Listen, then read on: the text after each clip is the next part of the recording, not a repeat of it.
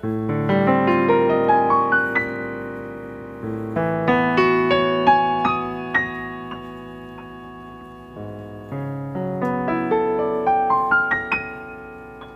never quite know what I'm going to give you guys for intro music today, or for these live lessons. What's up, everyone? Welcome to Playground Sessions YouTube channel. As you can see here by our title above, we are going to be spending today talking about drills, exercises, tips, anything that we can think of that's going to help your fingers be able to do what you want them to do a little bit better, a little bit faster, a little bit easier. I don't know about you guys, but even at my level, which I'm not advanced. I'm not, Harry Connick Jr. level, but I have, so I can play some of the advanced arrangements in the app, let's say that. Even at my advanced level, my fingers sometimes don't do what my mind wants them to do, especially when I'm improvising at fast tempos. And so let me know if you guys experience that same thing. Is there something you try to play and your fingers just don't quite want to work with you? That's going to be one of the reasons that we talk about what we're going to talk about today, to try and make that stuff easier, try and bridge that disconnect between your mind and your muscles. So we're going to be talking about finger independence. And first, I want to just put a caveat on this. When we talk about finger independence, it might suggest that all of the work that you do has to come from the fingers. And that is actually not true.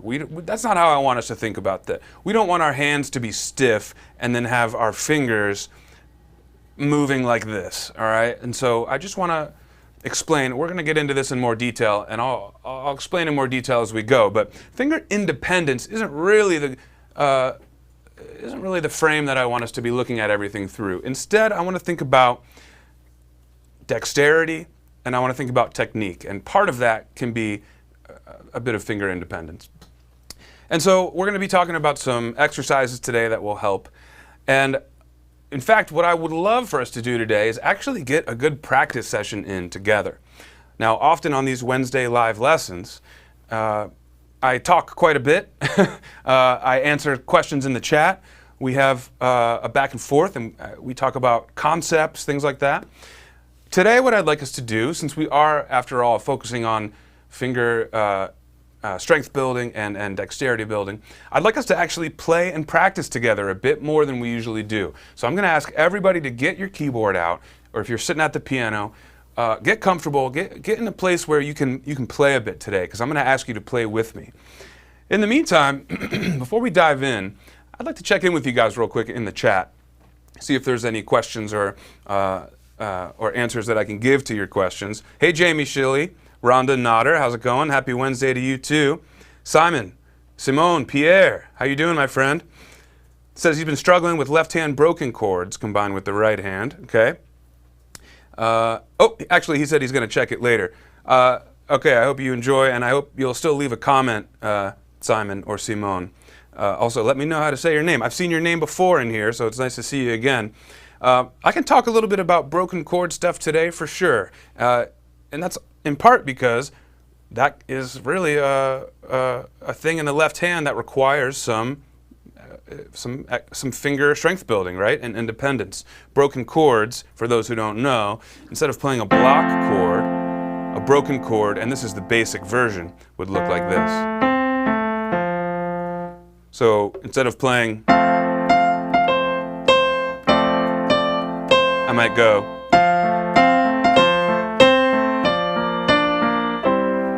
Broken chord. So we can talk a little bit about that. Sure, I'm going to put a pin in it for now and keep going. Hi, Jennifer. Hey, Tim Johnson, what's up? Jeanette Meets, hello. Seen some new names. I always love that. Sarah Pickles in the house. What up? Hey, Tim Johnson. Did Phil see his shadow? That's a great question. I don't know if the real one did. If it was up to me, I definitely would have. Rhonda Nodder. Let's see here. Hey, Rhonda. Lynn Stewart, there we go. Hey, Elta. Lovely to see all of you guys. Just scrolling through here. Robert Atkins ready to learn. Hey, Diane, hey. Saul Mulgrave, what's up? Team Dixon, how you doing? Thanks for joining. Man, I love seeing a full chat. You guys are awesome. Robert Atkins talking about the bass line. So for Robert, the struggle is playing a blues bass line and trying to get a melody in the right. Yeah, you and me both. He's talking about maybe something like this. Or even just this.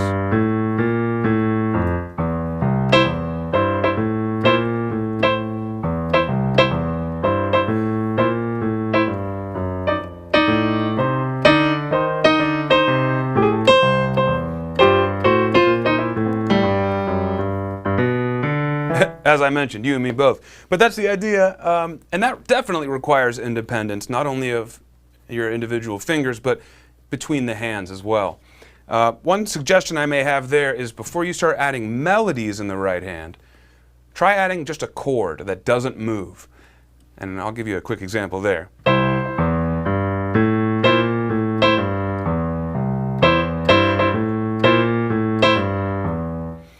And that's going to bridge the gap between playing nothing in the right hand and playing melodies, all right? Let's keep things moving here. Sean Ferguson's checking in from Toronto. Very cool. Are you a fan of The Theorist? He lives in the Toronto area. A really great pianist, great YouTube channel if you don't know it. Charles Smith says his favorite exercise for finger independence is the chromatic scale.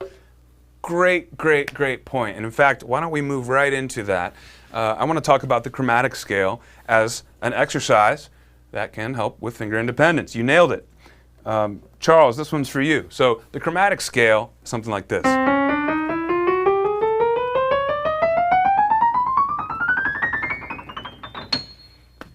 Now, we don't have to go that fast, but the trick with this is that you're going to play every single note on the keyboard consecutively. In other words, we're going to play all of the half-step intervals. So from C, then we go to C sharp, and then D, and then D sharp, and then E. From here, we're going to go to F. See that? Sometimes there's not a black key in between. So because of that, it's got a bit of a tricky finger pattern. And here's how I like to do it. 1, 3, 1, 3, 1, 2, 3. And I'll keep going in a minute, but let's just pause there. First of all, I want to make sure everyone knows. Pardon me. By the way, briefly, thanks everyone for the get well wishes. I've been sick the last few weeks, feeling much better now. Just a lingering throat thing going on, but I feel great. And now I have distracted myself. Chromatic scale. So what I like to do is 1, which is thumb, 2 is pointer finger, 3 is middle, 4 is ring finger, and 5 is pinky. I like to do 1, 3, 1, 3, 1, 2, 3, 1, 3, 1, 3, 1, 2, 3. So the idea here is you're going to toggle between 1 and 3. Now I mentioned I want you guys to practice with me today. And so everyone get your hands up, and I want you to try this with me. Start on middle C with your right hand thumb. Then we're going to put our third finger on C sharp. And when we do that, I don't want all of the work to come from your fingers, okay? I want you to rock your hand back and forth like this. It's kind of hard to show you from this aerial view. But when we play with our thumb, we're going to kind of lean back. When we play with our third finger, we want to lean forward into it. I'm exaggerating now, of course, but that's that toggle motion we're going to want to do as we go. So, hands up, thumb on C. Now 3 on C sharp. Keep moving with me. Thumb on D. 3 on D sharp. Thumb under to E. Now here's where we need to open up this position a little bit. We have another white key here, which is F, before we play another black key. That's why we need to use 2 to bridge us to that black key. So we have 2 on F, then 3 on F sharp. So we only play the black keys with our third finger. And once we get back into this next set of black keys, we can go back and forth between 1, 3, 1, 3, 1, 3. Then we get thumb on B. Here again now we have an additional white key in between, so we need to use our 2 finger on that C. And then we can put 3 on C sharp. At this point we're repeating the octave, so that's everything. One more time with me, guys, and then we're going to try it 3 octaves, all right? Here we go. 1 on C, 3 on C sharp. 1 on D, 3 on D sharp. 1 on E. Now open up, 2 on F, and 3 on F sharp. Thumb under to G, toggle back and forth again. Thumb now on A, 3 on A sharp, thumb on B. Now open up, 2 on C, 2 on C, 3 on C sharp, excuse me. We're going to keep going into the next octave. Thumb on D, 3 on D sharp, thumb to E, open up. Here's that F with our 2 finger. Now 3 on F sharp, thumb under again to G. 3 on G sharp, 1 on A, 3 on A sharp, 1 on B. Now we're going to open up again, 2 on C. Now 3 on C sharp. Now we're in the next octave. Let's see if you can do it without my tips.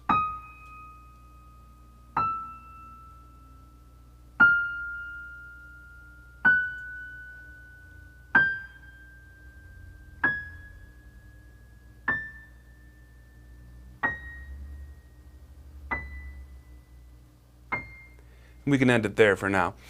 Now, I will say that this scale is a little bit tricky to practice for a long period of time, if for no other reason than because it doesn't really sound very musical. It's not a scale that I like to put chords underneath and make it sound like a song, like I will sometimes with the C major scale, for example. With the chromatic scale, I mean, maybe you could do that, but it doesn't really lend itself well. It's more of an exercise for the exercise sake, and it's a great one for that. I'm going to move a little faster this time for those who are a bit more intermediate. I'd like for you to try that 3-octave chromatic scale with me at about this tempo. Bum, bum, bum, bum, bum. 1, 2, here we go. 1, 2, 3, 1, 3, 1, 3, 1, 2, 3, 1, 3, 1, 2, 3, 1, 3, 1, 3, 1, 2, 3. One more octave.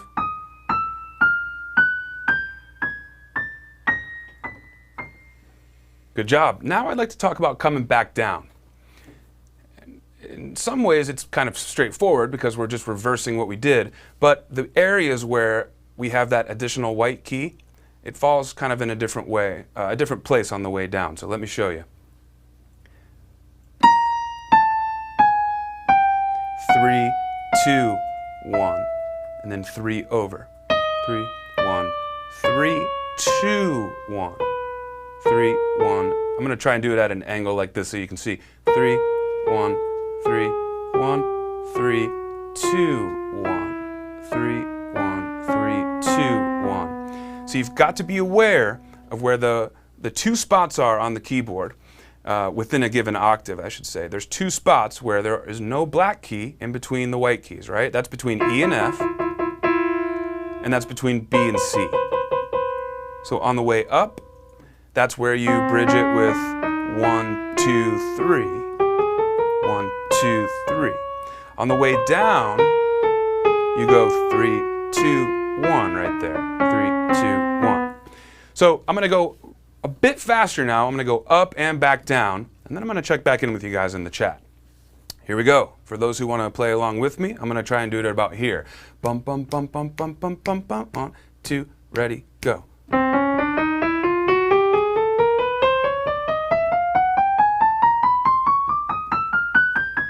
And back down.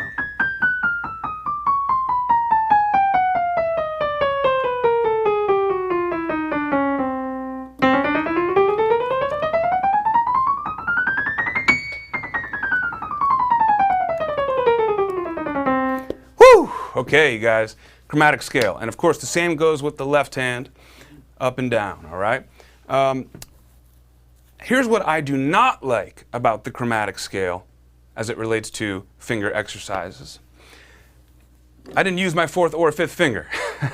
And often that is the area which needs the most work when we're talking about finger strength, dexterity, independence, all that stuff, okay?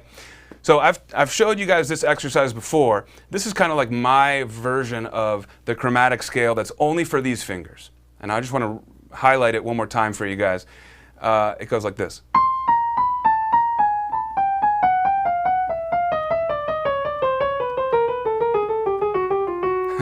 And let me try and see if I can do it without even showing you these fingers. just using 5 and 4 right there. Here's what I'm doing. I'm starting on a C. I'm jumping down a whole step. So I'm skipping B. I'm going 5 on C, 4 on B flat. And then I'm going to repeat that pattern starting a half step down. So now starting on B, I'm now going to jump a whole step down to A. Now I'm going to start it on B flat. Now starting on A. Now A flat. Now G. G flat to E. F to E flat. So it's really like, it really works the pathways even more than the chromatic scale, because we're skipping a note and then going back to the note we skipped. So this is a really cool exercise, and it's one that you're going to have to start really slowly. So briefly, I'll spend a minute here. Get your hand up, and we're going to try this in the right hand. The next exercises we go over are going to be for the left hand, by the way. So we want even practice between the hands. And that's one takeaway from today. The more you work on a certain thing, the better it's going to get. So if you're only really focusing on these fingers, those are going to be stronger and more independent than these ones. If you work mostly on the right hand, your left hand's not going to be as strong, right? So we want to try and even out our practicing between the hands and fingers. All right, get your pinky on C, and let's try this together. 5 on C, 4 on B flat. Now 5 on B, 4 on A. 5 on B flat, 4 on A flat. 5 on A, 4 on G. A flat, G flat, G, F.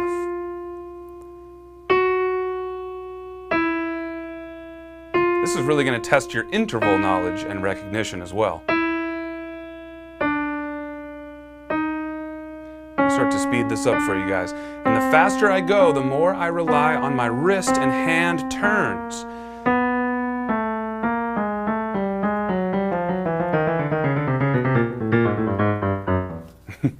Same thing can be done on the left hand going up. Ready?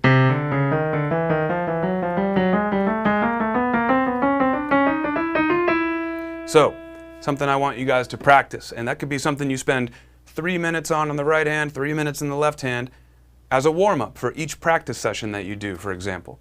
Or more time if you've got it, of course, but even if you do only have a few minutes, it's still worth it. Elta John, I hope that helps answer your question as well. You have a question about what's a warm-up that can involve the pinky and the weaker fingers. That's my favorite one. But it also kind of requires you to be able to play through the chromatic scale and to see some certain intervals.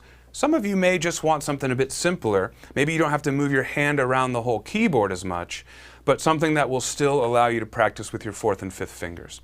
And that's where I want to get to next. So let's get our left hand up and let's get into a C position. C, D, E, F, G, F, E, D, C. Everybody do that with me one time. We'll go slower. 5 on C, 4 on D, 3 on E, 2 on F, 1 on G. Back down. F, E, D, C. Now I'd like us to try that 5 times in a row. And I want you to practice it along with me a little bit faster. And I'll see you on the other side. Here we go.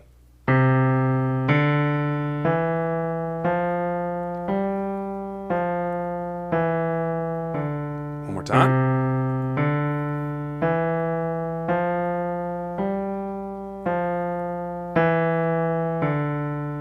Here's our 3rd time. Let's go a little faster now on 4th.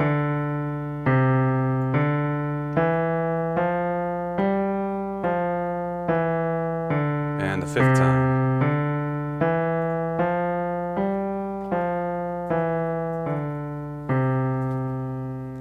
Now that is not just a little warm-up to get you oriented in C position. That in and of itself is a great finger independence exercise. It doesn't have to be complex, you guys.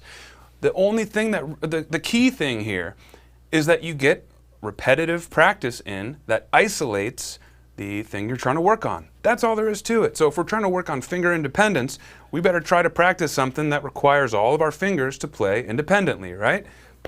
That's one way that I like to do that. Now, C position is famously easy, for a lot of things because, in part, the key signature is all white keys on the piano, right? We don't have to visualize any weird shapes because it's all white keys. So what we could do to evolve that exercise is to pick a 5-finger position that does have a black key or two in it. For example, D major position. D, E, F sharp, G, A. Or we could go to something like B major if we want to get even trickier. And B major is going to look like something like this.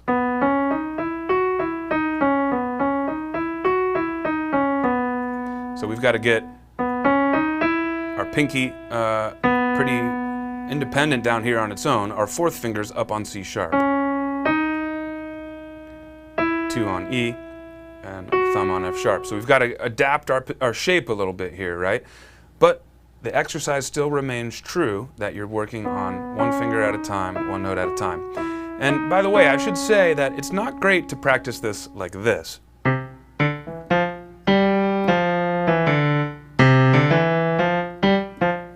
What we want to do is not just play the right notes, but also work on even timing, even touch, legato articulation. All of those things will challenge your fingers.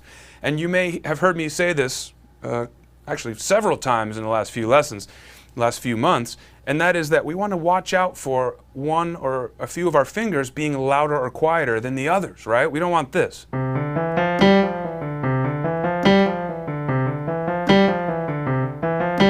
We don't want that. Instead, we want everything to sound more or less even.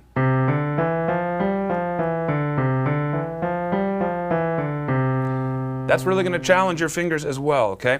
So another one I like to do is E flat major position, because that has your pinky and thumb on a black key. But this is just a really basic 5-finger position warm-up, up and down. Now, from here, you know me, I always like to talk about how to evolve a basic idea and get the most out of it, okay? Well, from here, of course, we can double what we're doing in the other hand, and we could even spread it across 2 octaves. Let's slow that down a little bit, and I want you guys to join me, all right? Let's get up in a C position in both hands. I've got my middle C here in the middle, but put them wherever you like. We're going to go about this tempo. Join me. 3 more times. Relaxed hand, relaxed wrist. Not this articulation, but smooth and connected. One more time. If any of you are noticing your pinky doing this,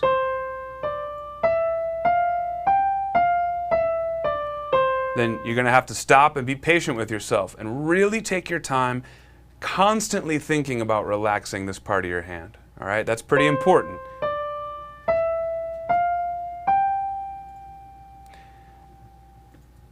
So, what else can we do to evolve? We've got hands together. We could do something like, how about this? What if we mixed up the order? Instead of going all the way up and all the way back down, check this out.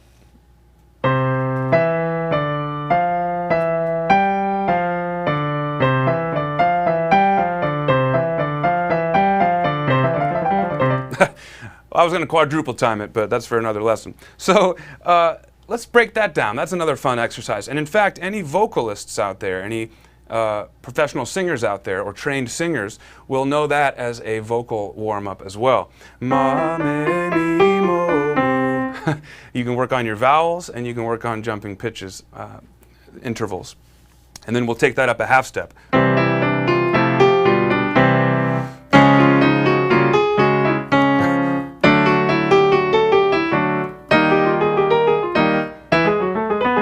So that interval exercise goes like this. If we're in a 5-finger position, it goes 1, 3, 2, 4, 3, 5, 4, 2.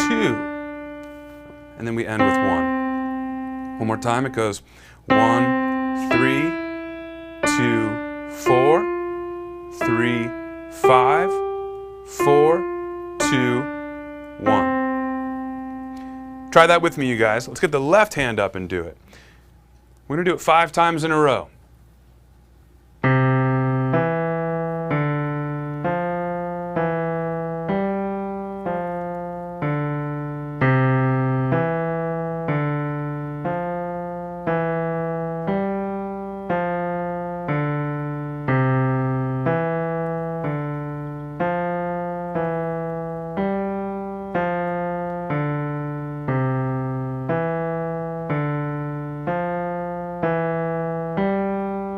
One more time.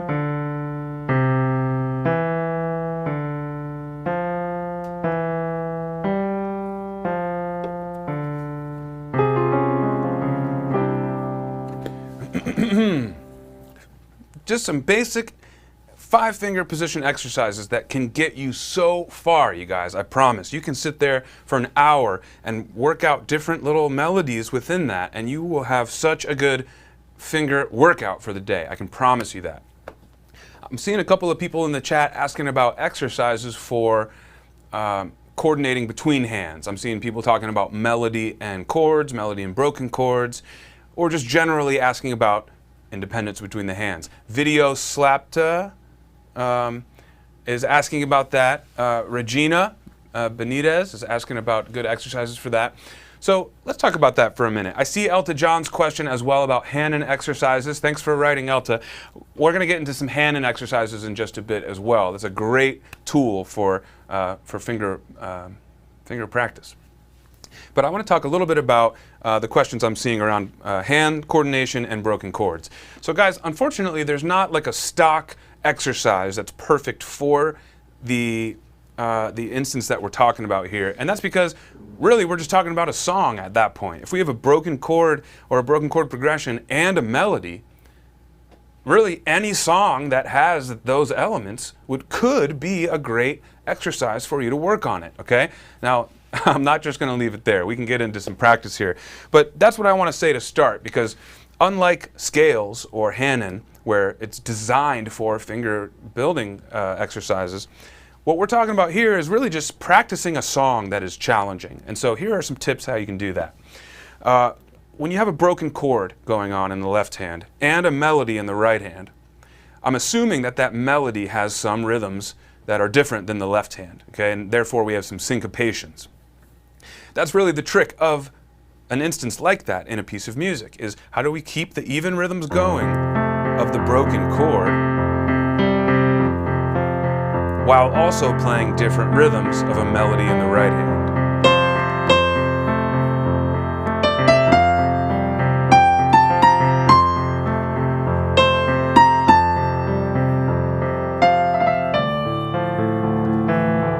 That's the trick, right? And of course it'll depend on what the music is that you're learning. But here are some tips. What you need to do is find an area to simplify.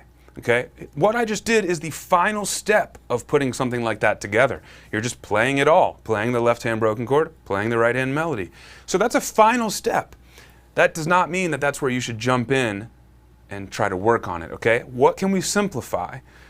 Well, one way, of course, would be to take the right hand out, just work on the left hand, and then same thing for the other hand. But we're talking about putting the hands together. So here's what I love about broken chords. You can most of the time play them as a block chord too, right? So if this was my broken chord pattern that I was just playing, I could also play it like this. And that's a lot more rhythmically simple, right? So let's say my melody is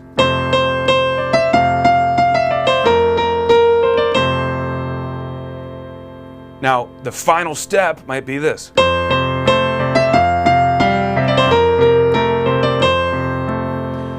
But before I try practicing that, I want to first be able to do it with block chords in my left hand.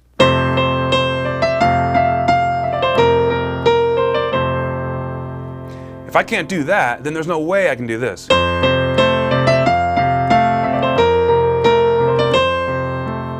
So there's a stepping stone idea for you. To summarize, take your broken chord pattern and play it as a block chord when you're adding the right hand into the mix. Once you can do that, then put the broken pattern in. But you don't even have to add the full broken pattern right away. You could cut it in half, for example, something like this.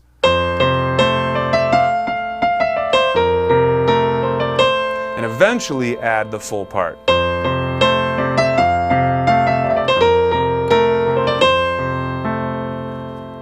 That's one way to do it, guys. And in fact, if I don't know the song or the level that you're talking about in particular, it'll be hard for me to get more specific than that. But I think that that's applicable to really any scenario where you have a broken chord and a melody. If it's too tough to put them together, block chord the left hand first, get that down, then bring the broken pattern back in as gradually as you need to. Broken chords are pretty cool, and you can also really turn those into finger exercises as well. I was kind of doing a big open shape for my broken chord, but you could also condense it into a 5-finger position.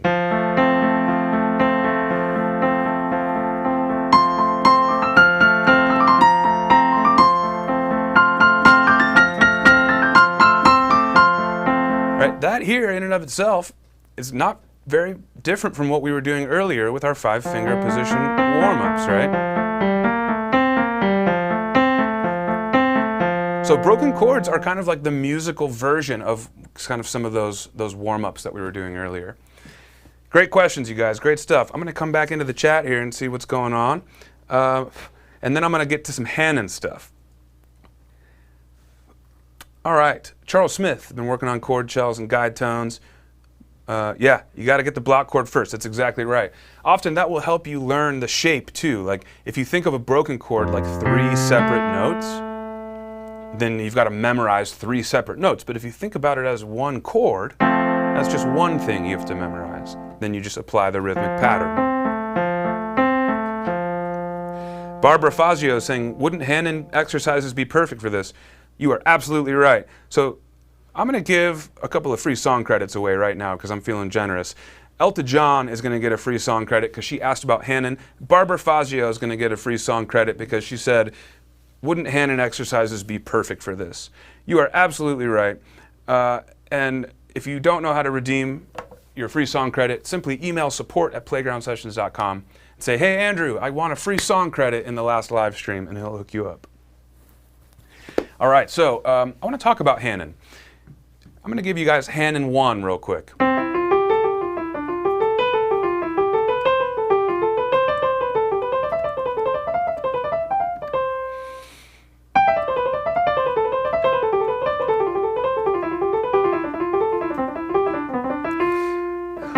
Okay, that's a bit fast for me. I don't encourage you guys to jump in at a fast tempo like I do. What's the saying? Do as I say, not as I do. I want you guys to ease into stuff. And so if I were to do that again, I would do this. I'm rolling my wrist from left to right as I go here. And that's why I wanted to add a caveat to this title above here early on in the lesson. And that's because sometimes, in order to get the right technique and to play effortlessly and relaxed, you actually don't want your fingers to be all doing their own separate things. You want to lean on your wrist and forearm a lot of the time to do some of the motion for you, okay? And so the motion that we're doing for the first Hanon exercise is this. I'll briefly teach it to you guys, but I'm going to encourage you to check out the Hanon course in the Playground Sessions app. We've got, I think, the first 10, maybe the first 20 Hanon exercises up. Is it 20, Andrew? 20. Yeah, we got the first 20 up. This is just Hanon number 1, and it's jam-packed with great stuff. So we're going to get into our C position to start, but right away what we're going to do is play C and then open up our hand. We're going to skip D. So our 2 finger now is on E. And then the rest of your fingers should fall into place. We don't want to play it like that, but doing it this way can show you those are the 5 notes we're going to do. We're going to do 1 note at a time. C, then E, and then walking up stepwise motion to A, then back down. G, F, E. This time though, our thumb is going to play D. So now we're starting the same pattern from the next scale degree. So again, we're going to skip a note here. Now thumb to E, and then shift. We're skipping a note each time.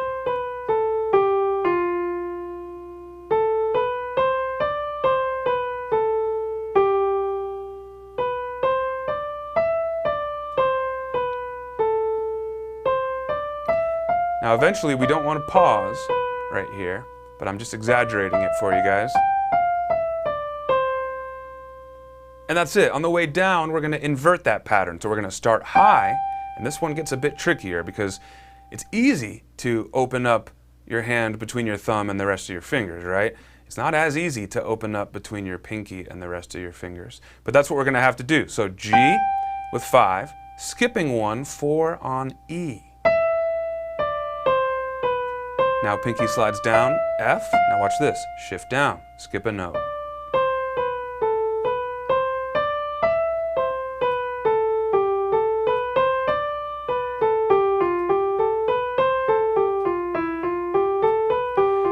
Little by little, I am working on a 5-finger exercise like we did earlier. Remember this? But I'm adding a little scoot or a little nudge within each one, and that's allowing us to shift up and down the keyboard. And on the way back down, especially between 5 and 4, we're getting a little bit of an extra workout and stretch, and that's exactly what we're looking for here. And so Hanon's great for that. I would encourage you to do both hands separately many times, then put the hands together and still go slowly. But when you put the hands together, you'll notice the left hand coming up is just like the right hand coming down. Watch this. See? We're spreading between 5 and 4 in the left hand. Now shift both hands. Now I won't pause anymore. Ready?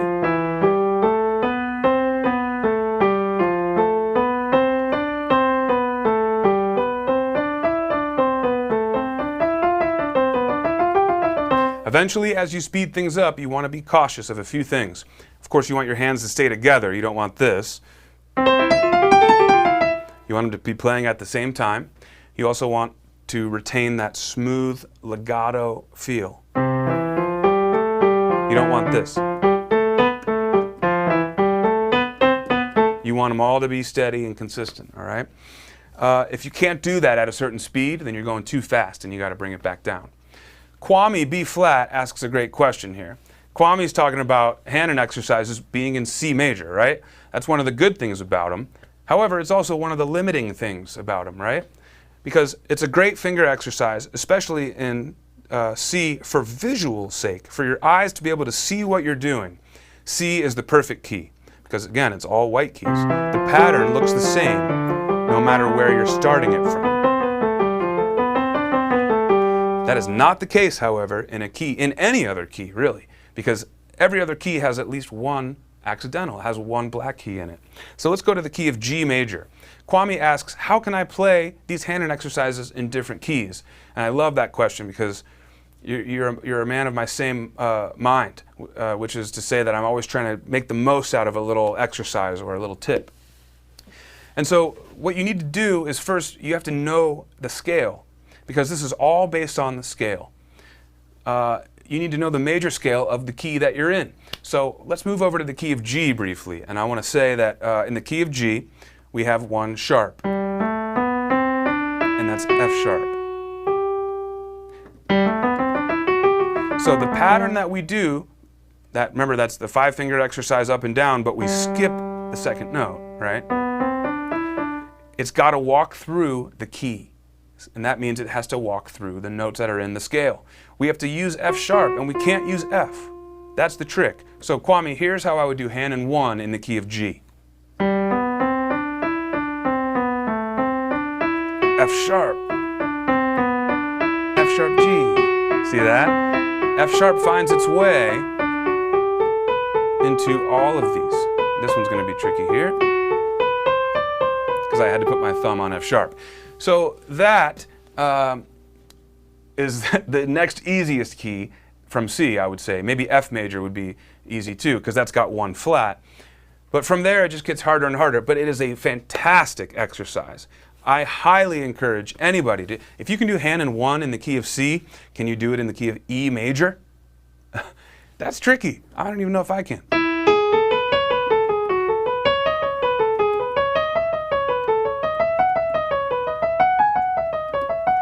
Each shape looks different, doesn't it?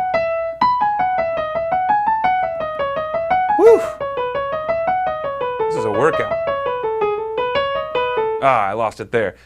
That's a great exercise, you guys, especially for getting to know your different scales. I mean, I can't think of a better scale exercise for you to figure out the pathways of a given key. Do I go to black keys? Do I go to white keys? It allows you to see, in fact, it requires you to see a larger, a higher number of the notes within a scale. Let me try and say that again. When I'm doing a major scale, I really just need to think about my next note. But when I'm doing a pattern that requires me to jump around, I of course have to see a wider shape at once. And if I have to do that, if I can do that, it means that I really know my scale that I'm working in. So pick a key that feels like a nice stepping stone for you, Kwame. Maybe it could be G major or F major.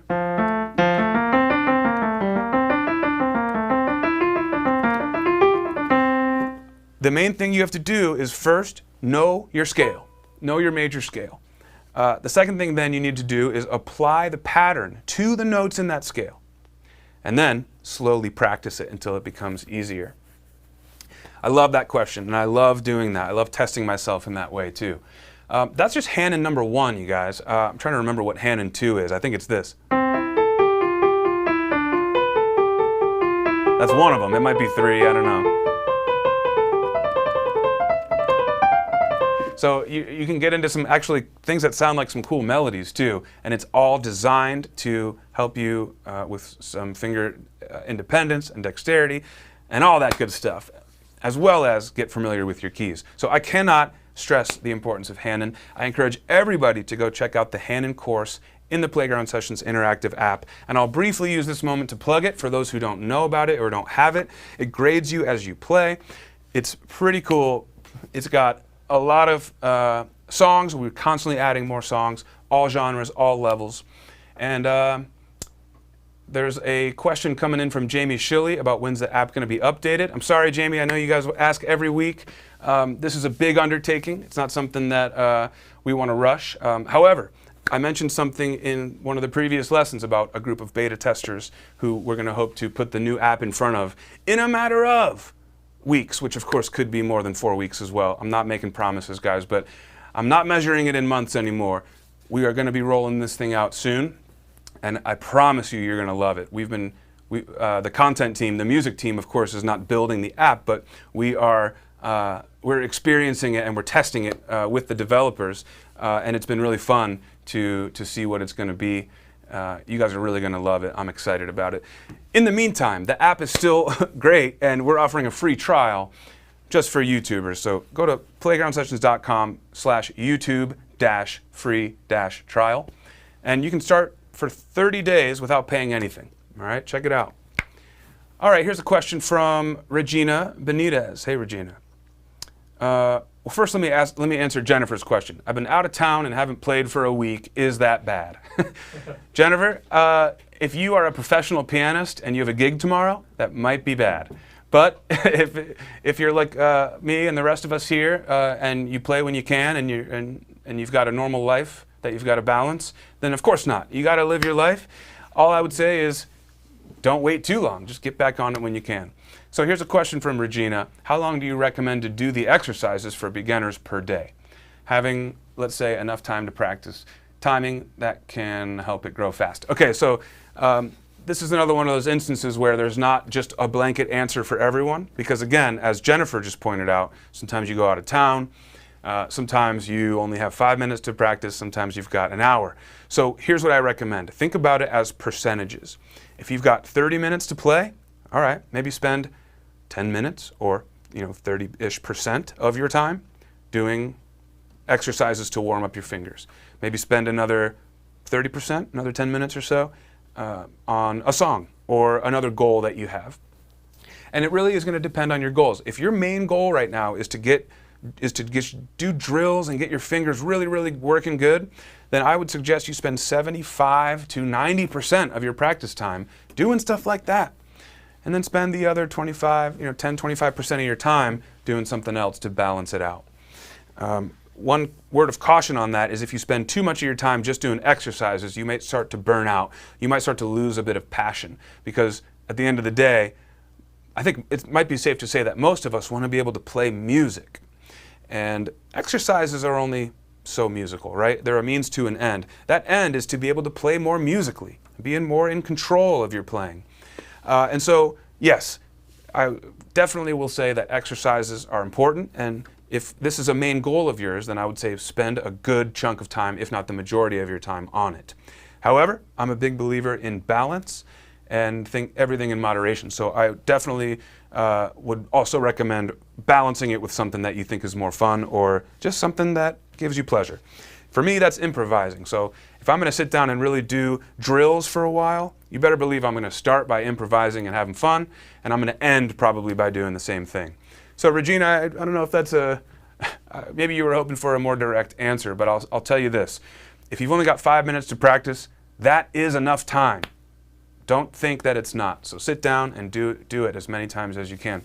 One last note on repeating exercises. This goes for anything, practicing a song, practicing anything. What you practice is going to go into your muscle memory. And that is a good thing if you're practicing it right, but it's not a good thing if you're practicing it wrong each time, because then you're going to learn it the wrong way in your muscle memory.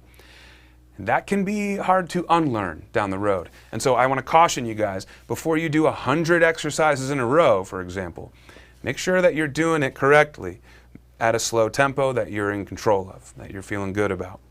Then start to work your way up faster, and by the time you're doing it at that speed and doing it that many times in a row, you should be doing it right.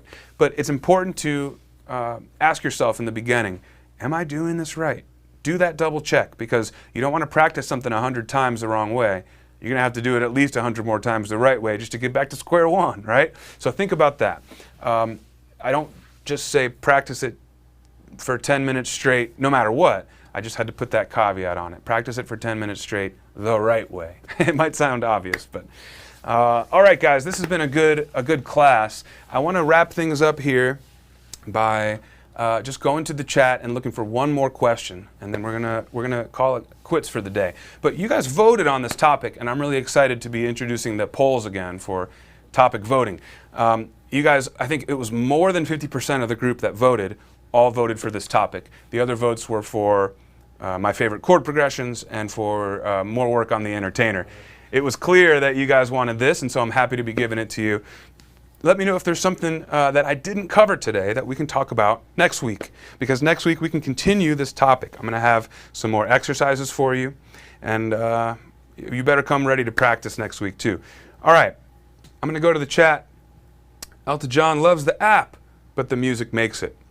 Thank you for the new release of Deep Purple, Smoke on the Water. That's right, the classic, Smoke on the Water.